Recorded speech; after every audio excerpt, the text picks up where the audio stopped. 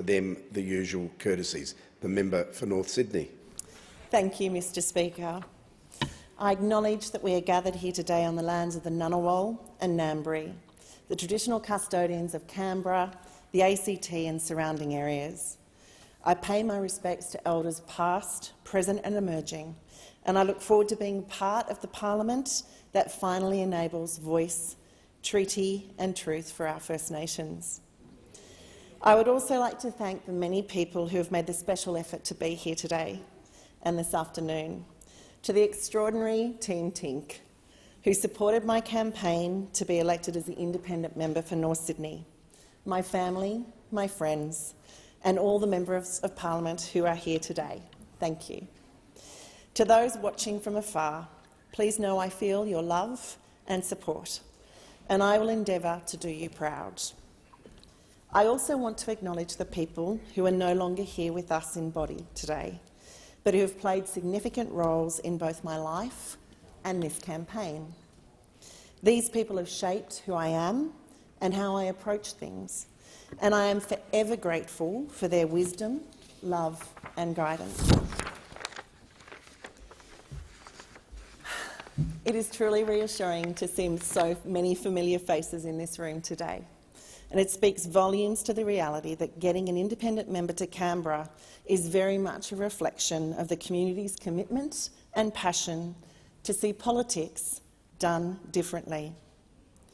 When people first see my name, many find it hard to pronounce and often call me Kylea, but it's literally plain Kylie, spelt in a way that only young, optimistic parents in the 70s could ever have considered. It's not a traditional spelling, particularly not in the business circles where I've spent the majority of my career, nor here in Parliament House. But my name suits me. It's quintessentially Australian with a quirk, much like me as a current parliamentarian. I may not be what you would traditionally expect to see in this House. I don't have party heritage. I did not aspire to be in politics as I moved through my career. But when the community organisation, North Sydney's Independent, approached me to run in the recent federal election, I said yes. Not because I thought we were certain to win, nor because I thought I had all the answers or any visions of grandeur. Rather, I was drawn to the idea that the democratic outcome for North Sydney and our country could only be stronger if people, if communities, had a genuine voice in the political debate, so their concerns and ambitions may be truly reflected in the government decisions that follow. And so today, I stand before you not as a politician per se, but as a proud parliamentarian, elected by the people of North Sydney to ensure our community's voice is heard, loud and clear. To paraphrase Sam Mostyn AO, President of Chief Executive Women, being a woman leader is quite different from being a male one. There are far fewer of us, and our paths tend to be different. We encounter obstacles and challenges that are often invisible to men. Yet, we are all shaped by our experiences and our values, and I wanted to share some of mine with you. In particular, there are 4 values that I believe have drawn me to the path I see ahead. They are community, curiosity, compassion and courage, values that have been instilled in me since my earliest days. Reflecting on my first community, I was born and raised in the small country town of Coonabarabran in northwest New South Wales, the eldest of 4 children. In those days, my parents, Del and Colin Tink, did not have much, but what they did have and continue to have was an extraordinary commitment to community. To many people, Coonabarabran is the place you pass through on the inland highway between Melbourne and Brisbane. But for the first 18 years of my life, it was my world, and much of who I am today was formed in those early years. The open spaces, the clean skies, stars like you've never seen, the heat off the ground during summer, and the frost that cakes your windscreen in winter. People who know me will tell you, you can take the girl out of the country, but you cannot take the country out of the girl. In a small place like this, nothing happens unless people pull together to make it so. And some of my earliest memories are of my family chipping in to help others. It was just what you did. If someone needed help, you gave what you could. If something needed fixing, you did it, never expecting anything in return. My parents raised me to have a strong sense of right and wrong, and drummed into me the importance of saying what you mean and meaning what you say.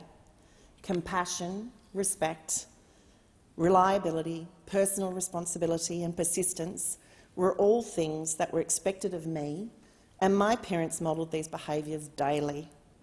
It wasn't about horse trading or negotiating something better for yourself.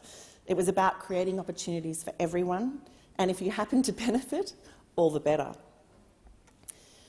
When I look at the impact my parents have had on my hometown, from supporting everything from the local tennis club to the Aero Club, school canteens, pony clubs and other local community organisations, there is no doubt they have given far more than they ever looked to receive.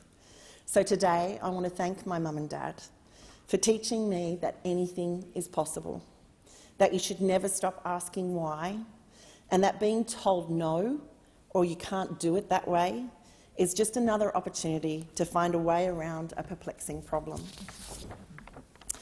Over the last 35 years, I've worked in a number of roles across a variety of industries with all kinds of people, and I've experienced the highs and lows of pushing for positive change. Whether it was my earliest experiences advocating for tighter controls on tobacco, or the work I did for better treatments for those living with HIV/AIDS. In every case, I always finished with a great sense of hope for humanity and an enduring belief in people's capacity to do amazing things when they are united behind a common purpose. Nowhere did I see this more clearly than in my work with the McGrath Foundation, where one woman's vision, that of Jane McGrath, inspired me to fight to see every family in Australia have the support of a breast care nurse to help them navigate the devastating experience of a breast cancer diagnosis.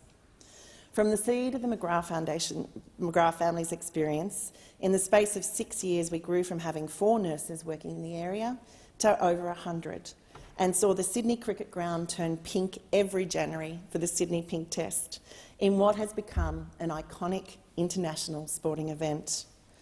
Since then, my attention has turned largely to areas related to youth, whether that was advocating to get hundreds of children released from Australian immigration detention centres, or working to provide opportunities for kids living with cancer to just be kids again at Camp Quality. More recently, my focus has been on trying to build greater support for vulnerable young Australians facing mental health challenges. I moved to Sydney early in my career, and the community of North Sydney has been my home for the past 15 years.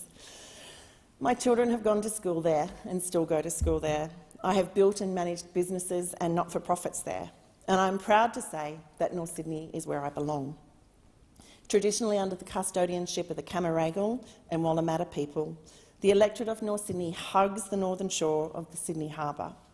It extends from Gladesville, Woolwich and Hunters Hill in the west to Cremorne in the east and Chatswood in the north, and includes all the incredible communities in between. It is a thriving urban centre. On the surface, North Sydney and Coonabarabran may seem like a world apart, but look a little deeper, and the reality is we have the same community at our heart.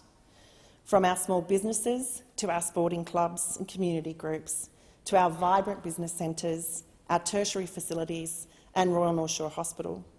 North Sydney is a community that recognises the value of pulling together to reach better outcomes for all. It is by no accident that the North Sydney electorate has long been a centre for environmental advocacy.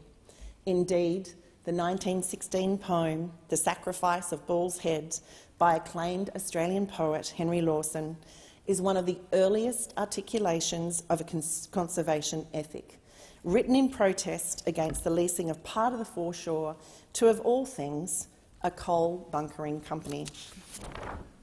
As the poem reads, "And the strings of grimy trucks shall run in everlasting trains, and on the cliffs where wild trees are shall stand the soulless cranes. to dump their grimy loads below, where great brown rocks are grand, and the deep grass and wildflowers grow, and boating couples land. It is not lost on me that over 100 years later, I stand before you today and North Sydney is still facing extraordinary loss through major infrastructure works and what seems to be the never-ending desire to see our foreshore and green spaces sacrificed to urban sprawl. Resident groups have long argued for greater protections for our green spaces. North Sydney's parks and reserves not only enhance the beauty and livability of our area, they are also crucially important to the local wildlife populations and air quality. For too long, these concerns and others were overlooked, as our community's voice took a back seat to the priorities of two-party politics. Our community's concerns and ambitions were written off as the ramblings of, and I quote, pure, enlightened, woke, capital city greenies, or, my favourite, inner city raving lunatics. Criticisms that we found curious initially, but which we ultimately realised were indicative of a far greater level of disconnect and basic disdain for our community. Hear me when I say the people of North Sydney want politics done differently. I stand before you today as the elected representative of a vibrant and diverse community that draws in people from all backgrounds and ages. We are the thinkers, the doers, the feelers, the leaders, the believers and the achievers. We see enormous challenges facing our society, our economy and our environment. We recognise that we are at a tipping point on climate, integrity, equality and fundamentally in politics, and we can see the potential to do better. We want our parliamentary voice to be heard for its individuality, not because we think we have all the answers or because we think we have a greater right to be heard than any other, but because we believe we have something to add to the national public discourse, and that something will add value. We are an electorate that values reason and consensus. We want to look at our federal parliament and see a space that reflects everything we believe we are as a country: diverse, vibrant, resilient, responsible, responsive and optimistic. A place where people listen as often as they speak and always remain open to working together to come to a point of consensus which leaves us all the stronger. We want to see integrity restored to politics and an end to the corruption, dishonesty and discrimination that has eroded Australians' trust in democracy for over a decade. As some of the highest office holders in our land, I firmly believe federal parliamentarians must be held to the highest possible standard so that others may aspire to do the same. We want transparency in grant allocations and greater accountability in how our public funds are spent, including insight into how decisions about investment in major infrastructure projects like the Western Harbour Tunnel and Beaches Link in Sydney are made, and how the cumulative impacts of these projects on our natural environment are being justified. According to a study undertaken by Infrastructure Australia in 2019, the 4 kilometres of the M1 between the northern end of the Sydney Harbour Bridge and Artarmon are the most congested road in Australia. While we know we need solutions to this issue, our community does not simply want more freeways, generating pollution around our schools, aged care facilities and homes. In the 21st century, we know we are capable of better transport solutions than ones conceived in the 1970s. Like many other forward-looking communities across Australia, North Sydney wants innovative, smart, transparent investment in sustainable and renewable energy, and we will advocate for faster access for all to cleaner fuels and more efficient vehicles. We want faster action on climate change, led by facts, not politics. We will act on our ambition and work together across all levels of government to make the electorate of North Sydney one of the first net zero urban energy zones in the country. On a federal level, we want our government to guide our nation to the outcomes we desire by providing clear and reliable leadership, national coordination and support. I look forward to working with this 47th Parliament to set a vision that our nation can get behind and ensure the signals that are being sent to both the domestic and international markets show that Australia is in the business of leading a sustainable and renewable energy future. Federal government is uniquely placed to see our country from a position where no other organisation can.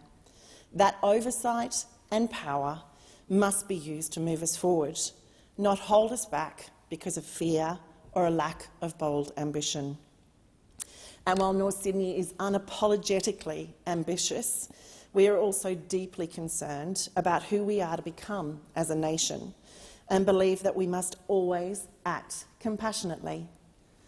The North Sydney and Lane Cove local government areas are both refugee welcome zones, and across the wider electorate there is a great deal of community support for greater equality, for women, First Nations Australians, and for those who have sought refuge on our shores in times of immense distress. You see, we believe everyone deserves a fair go, no matter their background, and we're prepared to work hard to ensure that people have the support they need. It is not enough to continue to spruik the idea of Australia as the lucky country, not when 30,000 people continue to reside here as part of an appalling illegal immigration legacy caseload. Our current laws are preventing these people from planning beyond 5 or 3-year intervals. They cannot be reunited with the family they may have left behind, and yet the children that came with them know nothing of life in any other country.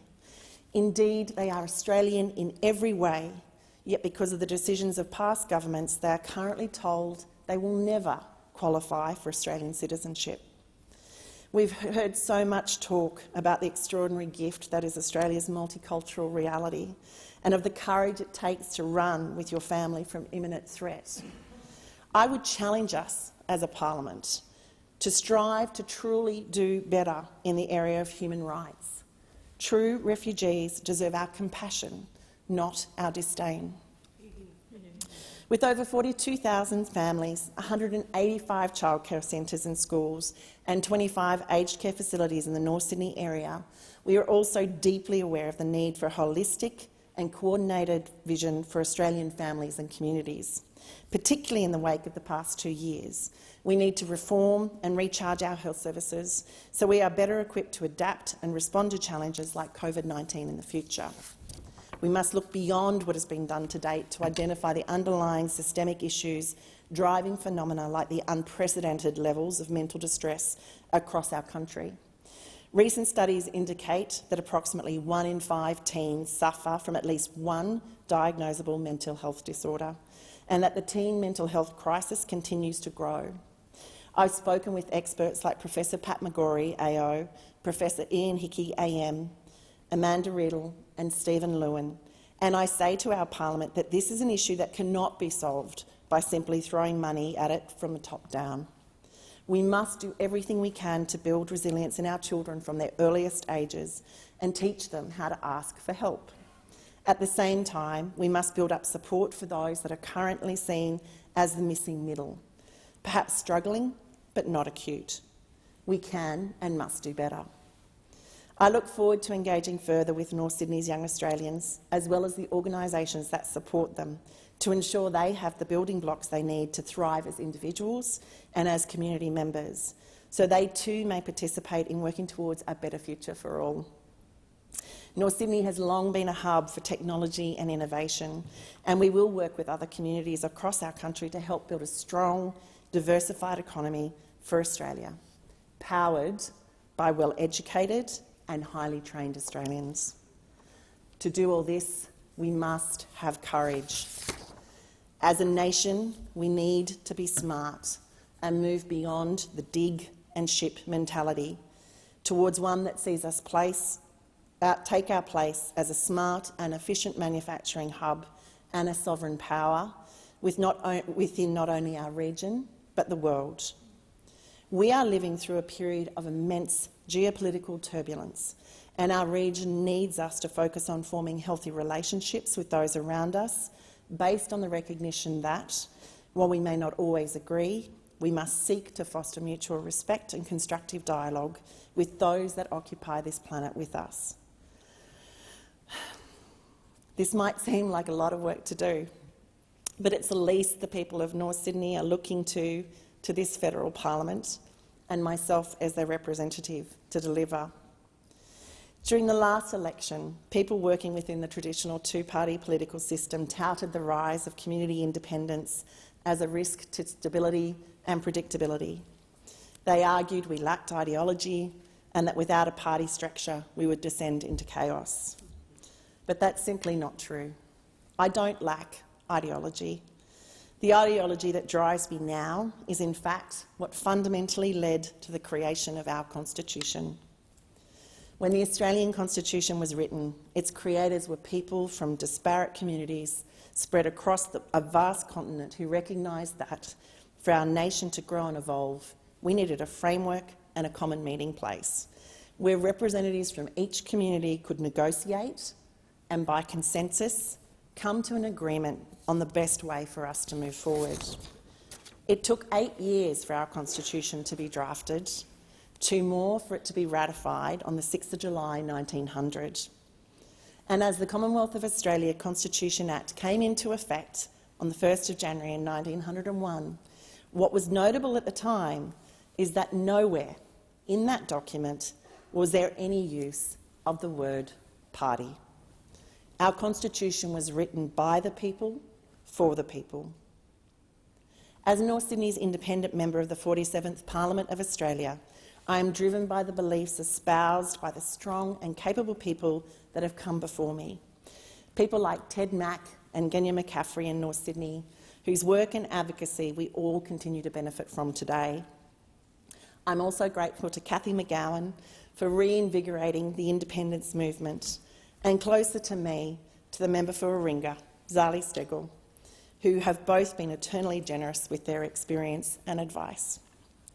Only yesterday, at the opening of the Parliament, the table which sits at the heart of this chamber was encircled by a formidable group of strong female independents, each of us being sworn in as MPs, vowing to take this work forward for our communities.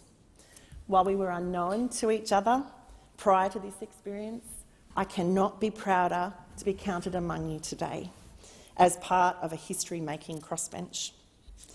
Ted Mack, arguably the father of independence, said, "Government should be open to public scrutiny. Elected representatives should enable people to not only participate in all decisions that affect them, but ultimately find ways to have people make decisions for themselves. The very basis of democracy is that a decision taken by the public as a whole will be right more often than decisions taken by an elite group. As North Sydney's independent, I will have just 2 masters, my community and my conscience. My presence in Canberra will ensure our community's true voice is heard, and I commit to standing for integrity, accountability and transparency, because that's what the people of North Sydney want. As I said earlier, I did not enter politics because I believe I have all the answers. I'm here for everyone who believes we can and must do better for our children and their children. And I am confident that in reclaiming our voice, North Sydney can make a compelling case for the changes and progress we want to see. I'd like to acknowledge the members who came before me in the seat of North Sydney, including my predecessor, Trent Zimmerman, who served our community in the last 2 terms of government. And to the amazing team who truly were the driving force behind our campaign, My Ride or Die, Katrina Barter, Susie Bessel, Eleanor Doherty, Bridget O'Brien, Denise Shrevell, Kristen Locke, Johnny Kennedy, Anne Sloan, Mary Moss, Annika Henshaw, Dr. Catherine Woodthorpe, Anthony Reid, and Andrew and Renata Cowdor. You were the people I turned to almost on a daily basis for advice, support and courage when I thought I was flagging, so thank you. I would like to especially acknowledge my children, James, Kate and Maeve, who have taught me more of this world than any other life experience. Please know that it is the thought of you your friends, and all future children that has driven me to step into this arena. I could never ask you to face into something that I was not prepared to face into and accept responsibility for myself. So while I apologise in advance for what I know may sometimes be torrid times in the coming years, I want you to know I will always face you with the knowledge that I have done and will continue to do everything I can to leave this world a better place than I found it. Margaret Mead famously said, "Never doubt that a small group of thoughtful, committed citizens can change the world. Indeed, it's the only thing that ever has." It is my great honour to be the first woman to represent the people of North Sydney within our federal parliament. To the people of North Sydney, thank you. I look forward to working with and for you in the 47th Parliament of Australia. Thank you.